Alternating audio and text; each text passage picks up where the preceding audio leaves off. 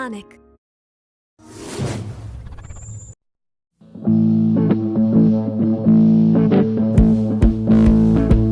When it comes to street photography, New Orleans is one of the greatest cities I've ever explored. So much color, so much history, so many amazing people. Happy Tuesday! What's not to love? I took the GX85 everywhere, wandering the streets, to restaurants, museums, even on a horse-drawn carriage, and I love how this camera performed. It's so compact that I could easily fit the camera and 2 or 3 lenses in my little camera bag.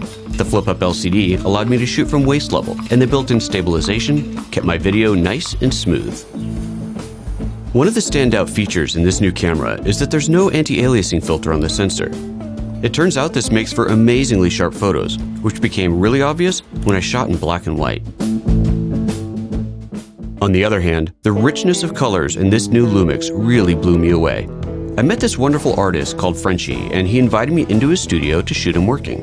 The phenomenal colors of his artwork look so incredible on the back of my camera, and those intense colors look exactly the same when shooting 4K video. I love shooting at night, but I don't like carrying a tripod, so the dual stabilization in the GX85, where the sensor and the lens move together to keep shots steady, was awesome and allowed me to shoot handheld everywhere I went. Of course, not all photography is fast-paced, and taking time to explore the early morning light at the Beauregard Kai's house is a great example of that. Without a tripod, shooting handheld at a 20th of a second was easy, and my shots turned out perfectly sharp. I love food, so getting a few minutes to shoot in the kitchen of the famous Jacquemus restaurant was a blast. It's fast-paced, and I was always in the way. But one of the latest developments in photography that was incredibly useful in this situation is 4K photo mode, which basically lets me shoot 8 megapixel stills at 30 frames per second. Without a doubt, the highlight of my trip was seeing little Freddie King play the blues on a back porch in New Orleans. Everything came together here. The incredible colors that feel so right in this city, jumping between video and stills by just pushing a different button.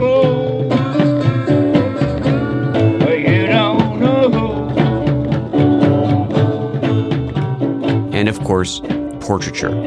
My favorite moment and favorite photo from this visit is seen in this portrait.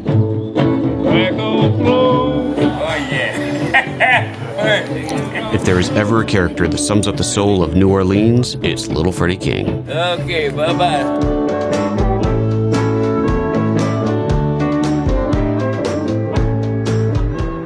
I'm Photo Joseph, photographic storyteller and LUMIX luminary.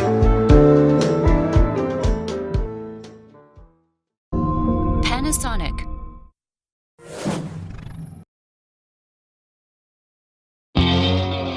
This is Moab, Utah, a former uranium mining town set in a remote land of high desert, rugged canyons, and sandstone rock faces.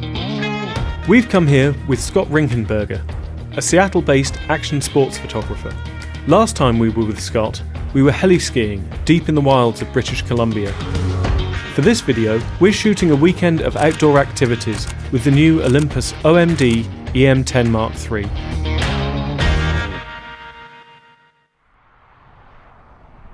The EM10 III is the entry-level model in the OMD lineup. It's a 16 megapixel camera built around the Micro Four Thirds lens mount. It features in-body stabilization, which works both for shooting stills and its 4K video.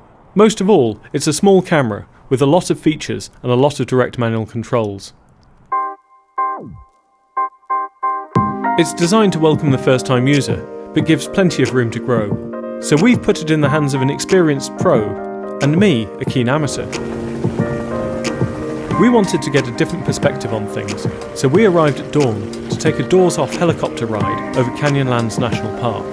As well as being an action photographer, Scott is a fine art landscape shooter, and our elevated vantage point meant he was able to get some spectacular shots.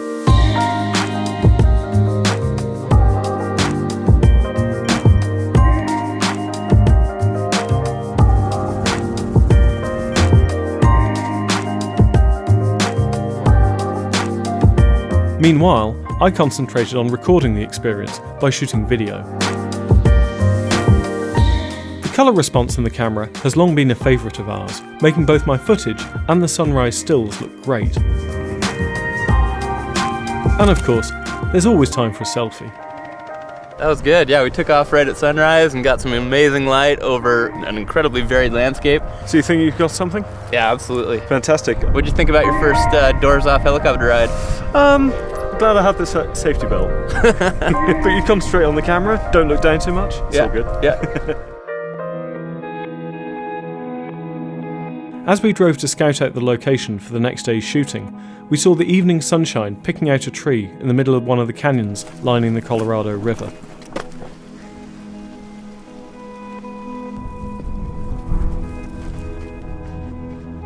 Here's a cool shot for that super wide lens, man.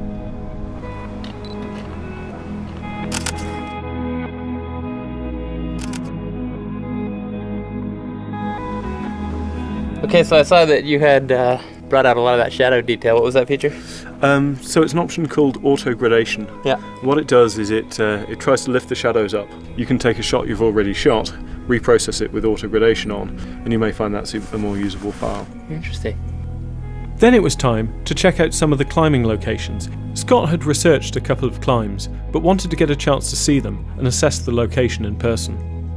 All right, so tomorrow we're going to be shooting rock climbing. I wanted to get out and get a look at some of the climbs we might want to shoot. And the nice thing about it is there are two routes that run in parallel right next to each other, so we can get one up really quickly, hang a rope, and then use that rope to shoot right across at the climber who will be kind of right next to you, and then the background is endless. Wow. So is the plan to do video or stills or a bit of both? A bit of both. Is there any sensible way down? Easier said than done at this point.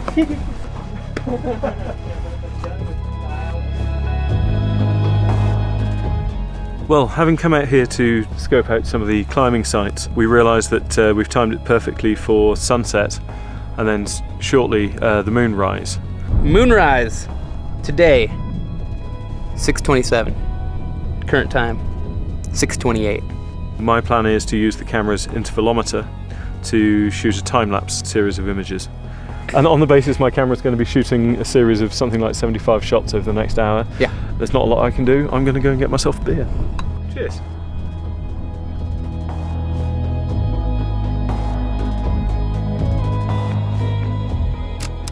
Meanwhile, Scott used one of the functions included in the camera's new advanced photography mode. All right, so I'm using a function here that's cool for nighttime photography. It's called Live Time, and what it does is it actually displays on the monitor where you're at in the development of your exposure.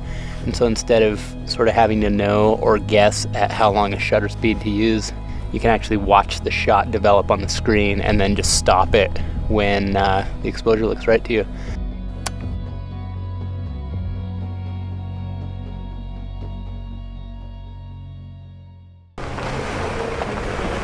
Despite the late night, we made another early start, which meant driving back up Long Canyon before sunrise. I'm not one for heights, or for climbing anything more than a ladder, so thankfully Scott had contacted Kelly Halpin to be our star climber.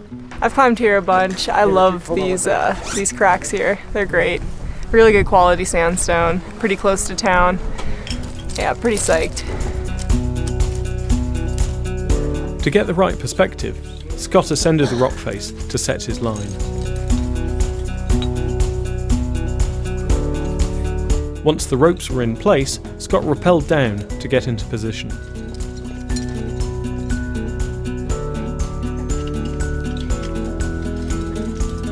Got my camera, got a rope, I have a climber, she has a rope, and we're just gonna head up this thing in parallel here.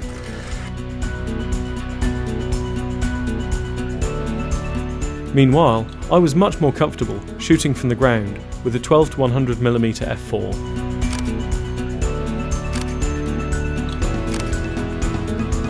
Scott's vantage point meant he was able to juxtapose Kelly against the vast scale of the landscape, yielding some remarkable results.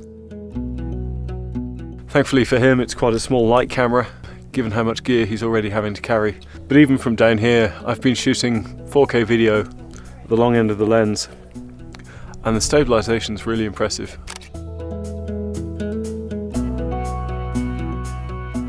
It's like perfect hands, and then it gets really wide, and then my whole arm's in there, and then my whole body's in there. It's a great crack. So I have the 7-14 2.8 zoom on here, which is a great lens for, you know, when you're working close to a subject. That's fast, super snappy to focus, and the camera's solid on this kind of stuff. It's awesome.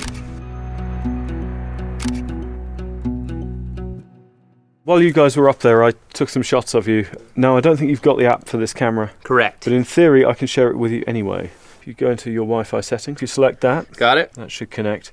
Now, if you go to a browser, click on that folder. As the owner of the camera, I get to choose which images that you have access to. Cool. Bingo. Thank you. There it is. Well, so one of the sort of hard and fast rules of climbing photography is you don't want to just get right under the climber and shoot up at their butt. But you don't always necessarily need to be on the wall climbing with them either. Sometimes you can just find an interesting perch near the climb, and in this case, I'm looking directly at the face of the climb, and we'll be able to isolate her nicely. Before we left, Scott shot a few portraits safely on the ground with a 45mm f1.2. As well as its national parks, Moab is home to some of the most famous mountain bike trails in the world.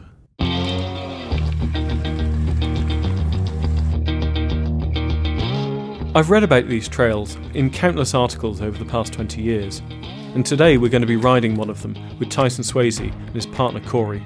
So Moab is definitely one of North America's great mountain bike destinations, so we had to take a day to sample the local goods. And we have reached a point in the ride here where we're up on a desert plateau, and there's a really fantastic winding piece of trail behind us with a great backdrop. And so this will be our first shot of the day, and see what we can get. Sweet.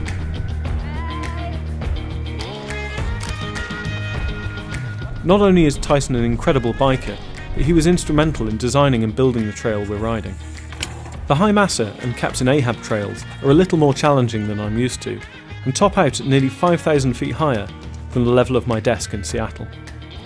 More than ever, I appreciated being able to leave my tripod behind and stuff the camera in my hydration pack, meaning I could enjoy the trails rather than lugging my gear. Well, it's getting late in the day. The sun is getting very low now. Lovely long shadows. Scott, do you want to describe this setup to us? Yeah, this is a great spot if you have confident athletes to shoot, because we are on the edge of a multi-100-foot cliff here. But we've got fantastic light, fantastic views, and a really cool stretch of slick rock that comes right along the edge of the canyon.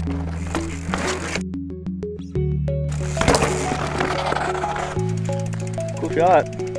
One thing that I like about this camera, shooting outside when it's bright, is that you can review your images in the viewfinder. So I've been spending a lot of time looking into here and getting some really good feedback. Whereas I was shooting with the little power zoom that's usually sold with the camera, Scott was taking advantage of Olympus's Pro series of lenses, showing just how much room the camera and the Micro Four Thirds lens lineup give you to grow. First ride in Moab, what'd you think? Absolutely blown away, mate. It's been an epic couple of days. Not a word I usually use, but we've flown in helicopters over canyons at sunrise. You've been climbing sheer rock faces, and then we've just been tearing up the trails today. Yeah. Has it been a productive couple of days? Despite all the fun we've been having, or perhaps because of it, yeah, I'm really, really pleased with everything we've got. Finishing out on the canyon rim at sunset with the bikers just absolutely on fire. I've been glancing over your shoulder at some of the shots you've been getting. Really looking forward to seeing them. Me too. Let's do this every year. But right now, I think we deserve a beer. Agreed, brother. For DP Review, I'm Richard Butler.